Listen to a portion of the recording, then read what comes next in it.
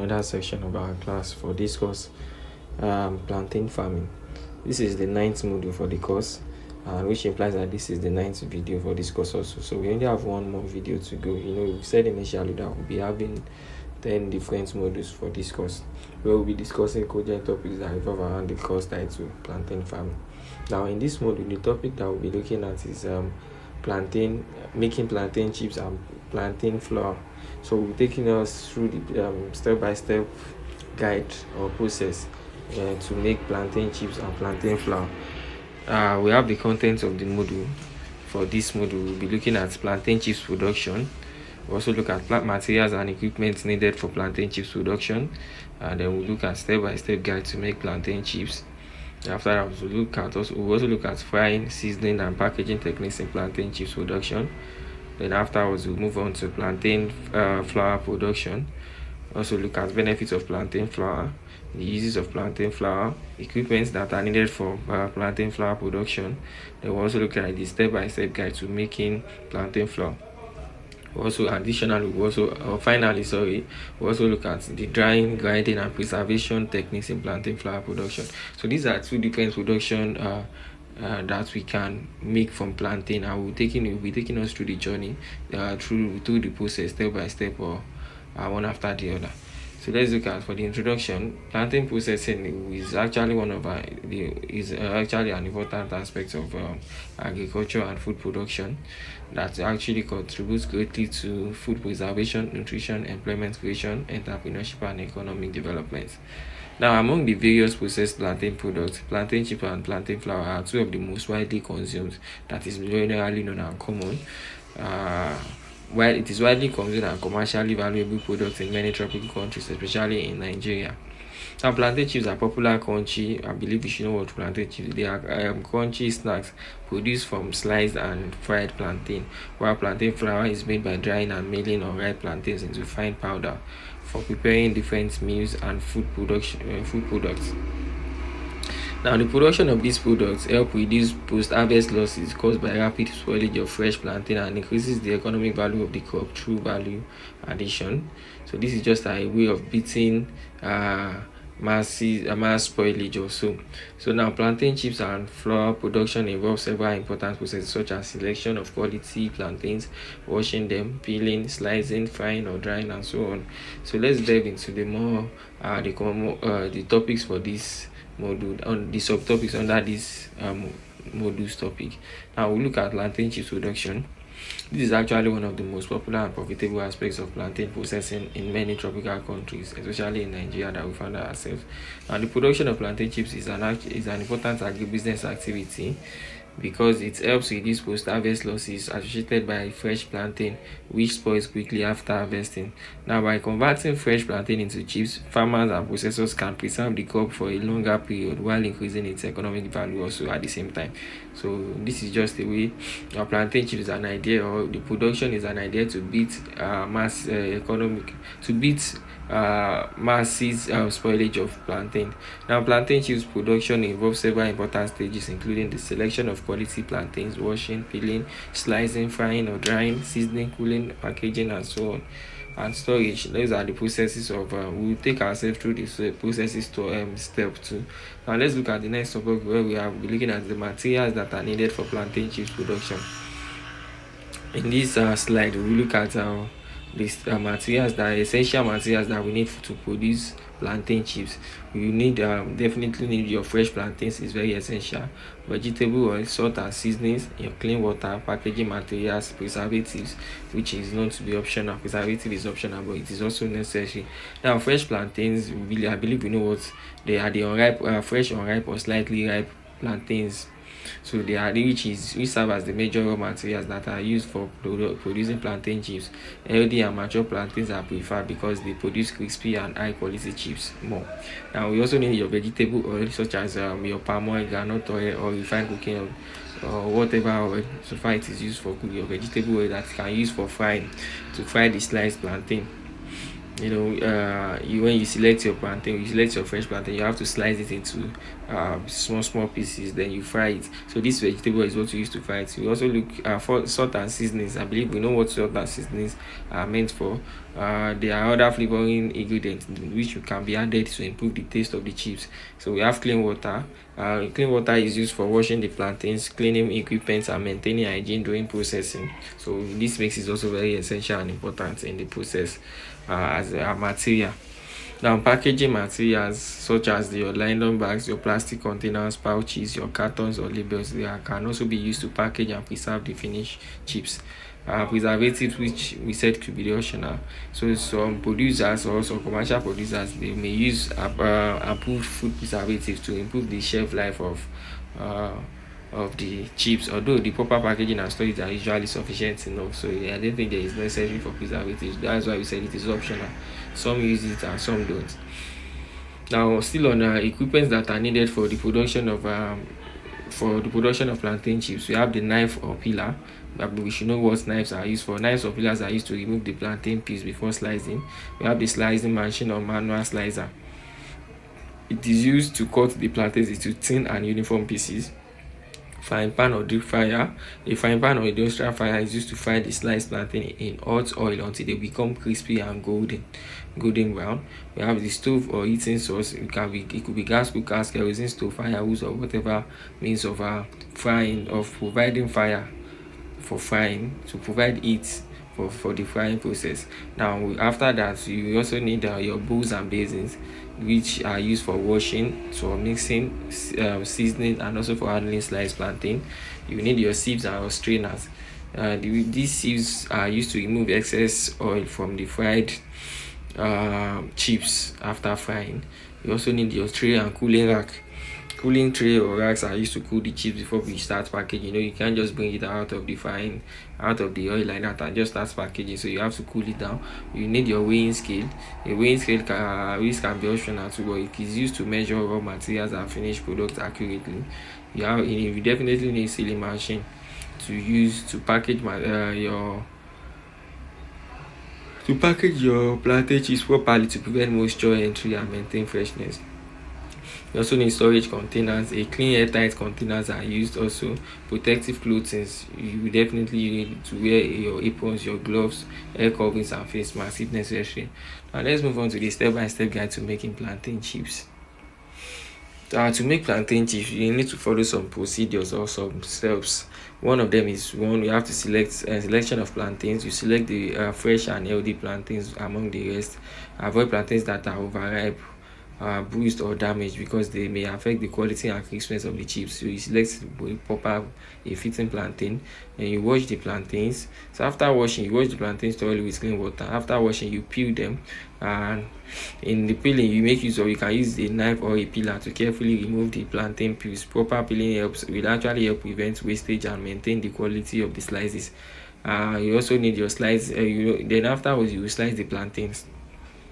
You slice the peeled plantains into thin and uniform pieces using a knife or a slicing machine. I believe we can relate to this if we are from Nigeria. When you are traveling, you see all these kind of local made plantain chips often, so we can easily see that this is more like what we are trying to describe here. So now we have soaking or seasoning, which is optional. So why the sliced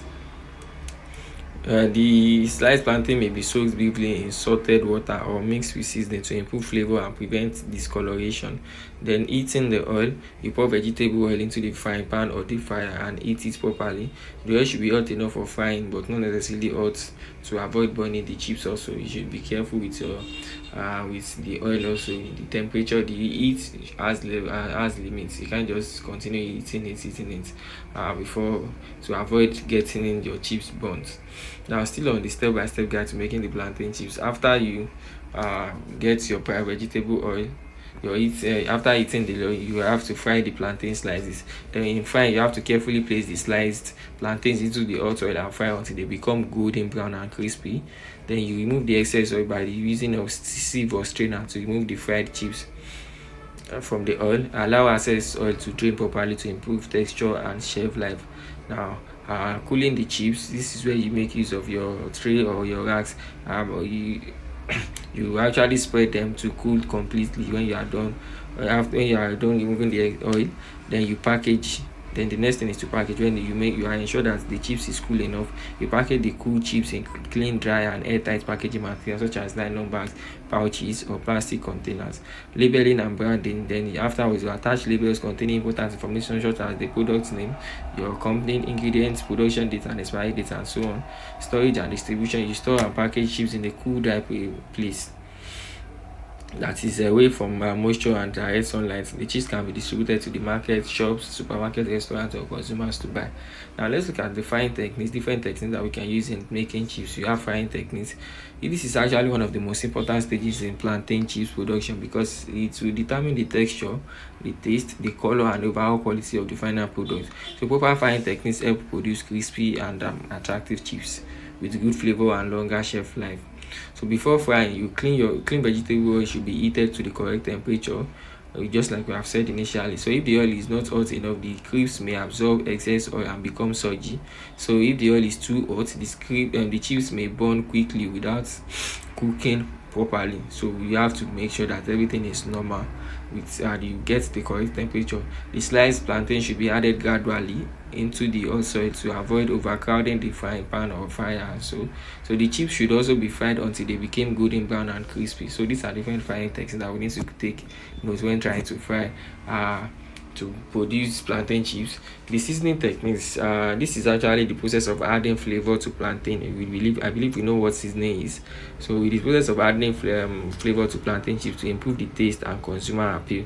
So it can actually be added before or after frying depending on the desired flavor and the production method. It depends on the producer. So then the common seasonings used in plantain chips production include the salt, pepper, chili powder, onion powder, garlic powder, sugar and other spices or flavorings.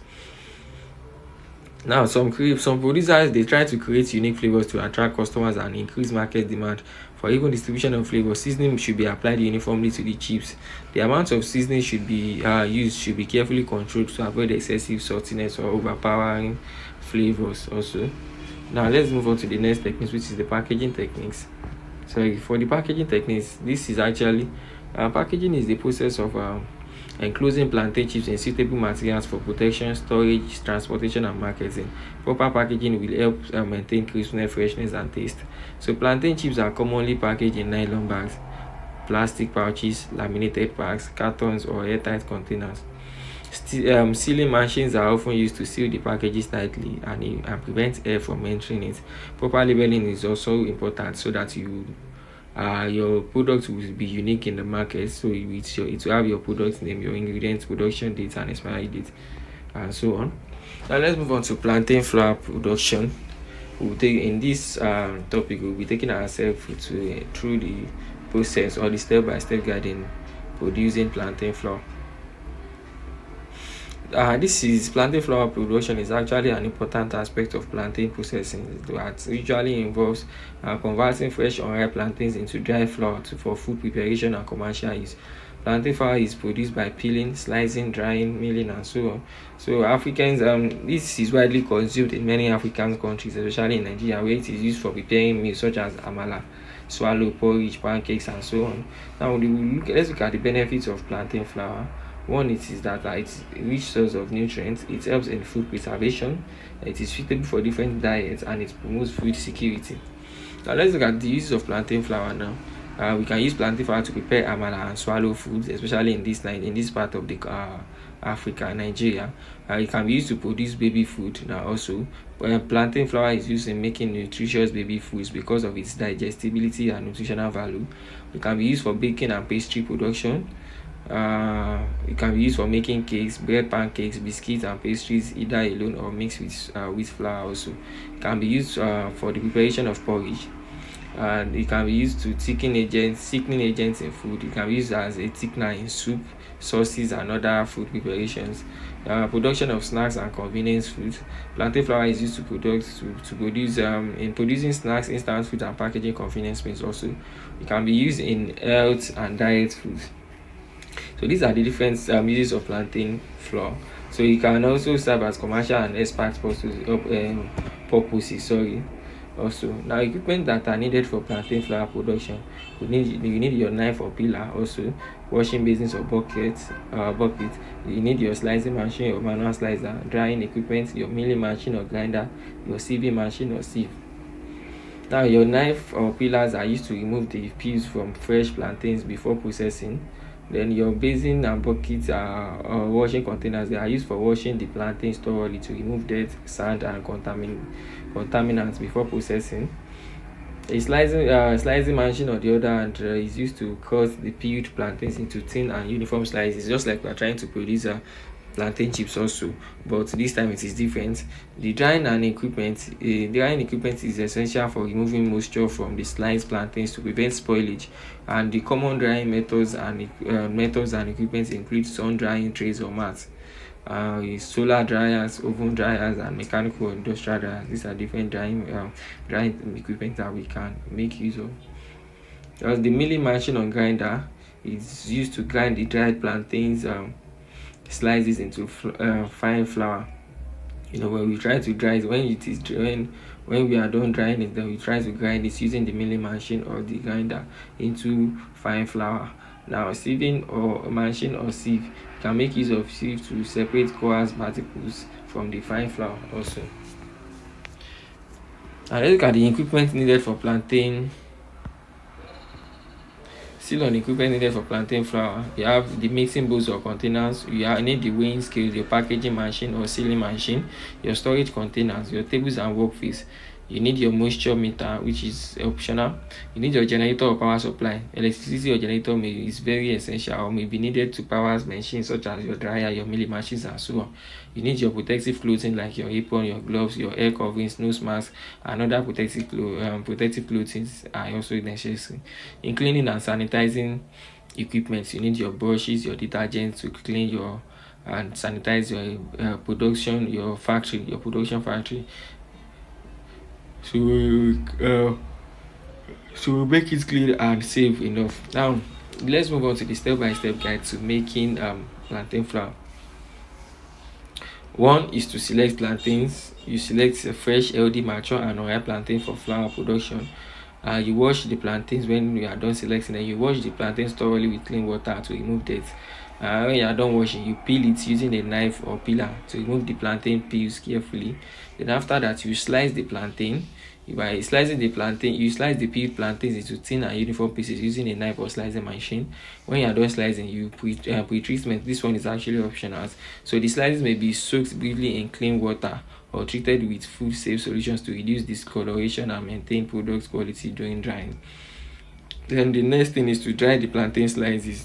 So as you have sliced, you dry it. You dry the sliced plantain properly to remove moisture. Different drying methods can be used, which also include sun drying, solar drying, oven drying, and so I believe we have talked about this. You make use of any method that is convenient to you. You can dry it through the sun, you can use solar, you can use oven. Then after drying, you inspect the dry slices. You inspect the dry slices to ensure that they are completely dry, clean, and free from mold, dirt, and so on. Then afterwards, when you are done inspecting, you grind make the dry slices. You grind them into become a smooth and uniform flour. Then after you are done grinding them, you sieve the flour by removing the coarse particle and obtain a finer texture. Then after that, you cool the flour, allowing the flour to cool properly after grinding before packaging. Then the next thing is to package the flour in clean, dry, airtight, and moisture-proof packaging materials such as nylon bags, laminated pouches, and so on. And afterwards, you move to labeling and branding. And in doing this, you attach labels containing important product information such as your product name, your ingredients, the production date, expiry date, storage instruction, and so on. As for we also look at different techniques or methods in plantain flour production. You have the drying. The drying method is one of the most important stages in plantain flour production because it will actually remove the moisture from the sliced plantain and helps prevent spoilage. Proper drying will improve the shelf life, quality, and safety of the flour. So before drying, the peeled plantain are sliced into thin and uniform pieces. I believe we have talked about this. You can make use of the sun drying, which is a traditional method where plantain slices are spread on a clean trays, mat, or raised platform under direct sunlight. The slices are covered with nets or clean materials to prevent them from dust. We will also have solar drying, which uses include solar dryers that provide cleaner and faster drying than open sun drying. We have proper drying. Proper drying is achieved when the plantain slices become crisp and contain very little moisture. For the grinding method, this is the process of converting dried plantains that we have acquired into fine flour using grinding or milling machines. So before grinding, the dried slices should be inspected to ensure they are clean and completely dry.